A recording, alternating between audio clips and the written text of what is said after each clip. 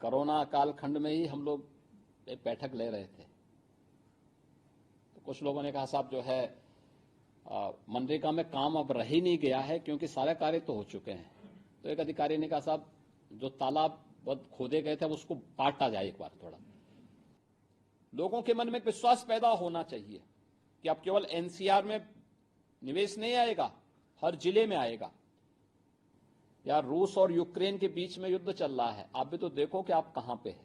20,000 रुपये महीना कमाएगा, वही वहां जाएगा 1.5 लाख रुपए महीना वह व्यक्ति कमा के अपने घर भी भेजेगा तो मार्केट पे भी इसके यहीं के मार्केट में उसका असर पड़ेगा ना, यहीं के लोगों को नए रोजगार जनरेट करने में उसका योगदान देगा। और ऐसा नहीं कि एक दिन में हो गया हो। मैंने ऐसे अचानक विभाग से कहा, मैंने कभी ये कहो वहां पे इजराइल और फिलिस्तीन के बीच में जो युद्ध चल रहा है या रूस और यूक्रेन के बीच में युद्ध चल रहा है, आप भी तो देखो कि आप कहां पे है। आप उनकी सेना में भर्ती नहीं हो सकते, आपको उसमें भर्ती भी नहीं होना है, लेकिन वहां पे जो तोड़फोड़ हो रही है तो इस तोड़फोड़ में आप भी देखो ना। देखिए मुझे याद है कि कोरोना कालखंड में ही हम लोग एक बैठक ले रहे थे, तो कुछ लोगों ने कहा साहब जो है मनरेगा में काम अब रह ही नहीं गया है क्योंकि सारे कार्य तो हो चुके हैं। तो एक अधिकारी ने कहा साहब जो तालाब खोदे गए थे उसको काटा जाए एक बार थोड़ा।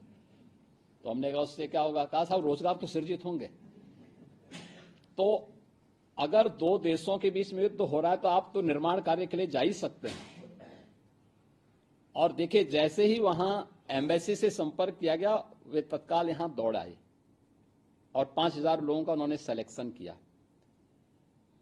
और भी देशों से मांग शुरू हो गई। यह हमारा वह मैन पावर था जो अनस्किल है, इसको यहां पे ट्रेनिंग हम दे रहे हैं और फिर इसको वहां लेके हम भेजने जा रहे हैं।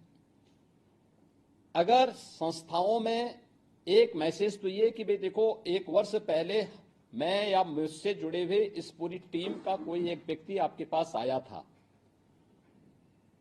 अब सरकार ने उस प्रकार की नीतियां भी बनाई हैं, उस प्रकार के कार्यक्रमों के साथ भी आपको जोड़ रही है। आपके लिए अधिक से अधिक नौकरी यहां पे सृजित हो रही है। इस सृजन की प्रक्रिया के साथ साथ आपके संस्थान को भी अपने आप को तैयार करना होगा, कैरियर काउंसलिंग के साथ इन छात्रों को जोड़ना। इंडस्ट्री की, सोसाइटी की, स्टेट की या देश की या दुनिया की कहां की क्या रिक्वायरमेंट है, इसको वहां पे ढूंढना और फिर उसको यहां पे उन बच्चों को उसके अनुरूप तैयार करना। एनईपी लागू हुई। एनईपी में इस बात को दिया गया है कि हम अपने सामान्य पाठ्यक्रम के साथ साथ अन्य कार्यक्रमों के साथ जुड़ेंगे, उनके स्किल डेवलपमेंट के प्रोग्राम भी साथ साथ चलेंगे। कहीं कोई रोक टोक नहीं है। एक साथ ड्वेल डिग्री के लिए आप कार्य कर सकते हैं, उस पे अपने कार्यक्रम को, अपने कैरियर को आगे बढ़ा सकते हैं। लेकिन 2 डिग्री एक साथ लेने की बजाय अगर वो व्यक्ति अपने कैरियर को आगे बढ़ाने के साथ साथ सामान्य कार्य सीखने के लिए वह व्यक्ति स्किल डेवलपमेंट से जुड़े हुए किसी एक प्रोग्राम के साथ जुड़ता है तो उसका यह पर्पज भी सॉल्व होता है। लेकिन जब वो अपनी डिग्री लेकर के आएगा तो उसके बाद वो किसी चौराहे पर किम कर्तव्य विमूढ़ की स्थिति में खड़ा नहीं होगा, बल्कि अपने को आत्मविश्वास से भरपूर पाएगा।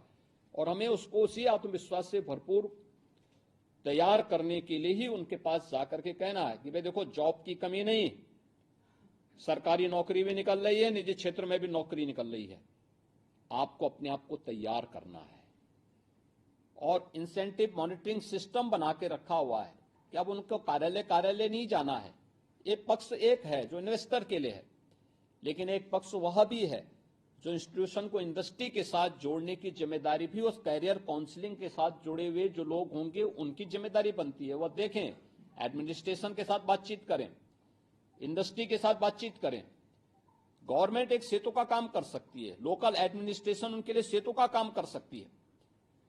तो यह प्रोग्राम तैयार करना, हमारे सभी मंडलायुक्त भी इसके साथ जुड़े हुए हैं और मैं उन सबसे भी कहूंगा कि अलग अलग उसमें लंबा ना हो, 1 घंटा 1.5 घंटे का वहां पे टॉक हो, उनको बताया जाए, कोई क्वेरीज हो तो उसके बारे में उनको बताएं, कोई जिम्मेदार अधिकारी भी वहां जाएं, बताएं, उनके बारे में पॉलिसी से जुड़े हुए मुद्दे पर चर्चा करें और लोगों को इस बात के लिए तैयार करें कि साहब देखिए यह कार्य गवर्नमेंट कर रही है, आपके लिए कर रही है, क्योंकि आप जब नौकरी पाएंगे या रोजगार प्राप्त करेंगे तो स्वाभाविक रूप से वह आपको फिर इधर उधर पलायन करने के लिए मजबूर नहीं होना पड़ेगा। सरकार के द्वारा किए गए प्रयासों का परिणाम है कि आपने देखा होगा कि यूपी पहले देश के अंदर आबादी में नंबर 1 था, लेकिन भारत की अर्थव्यवस्था में हमारा जो योगदान था 7% से बढ़कर के 8% गए। 8 के बाद अब हम 9.2% से ऊपर पहुंच चुके हैं।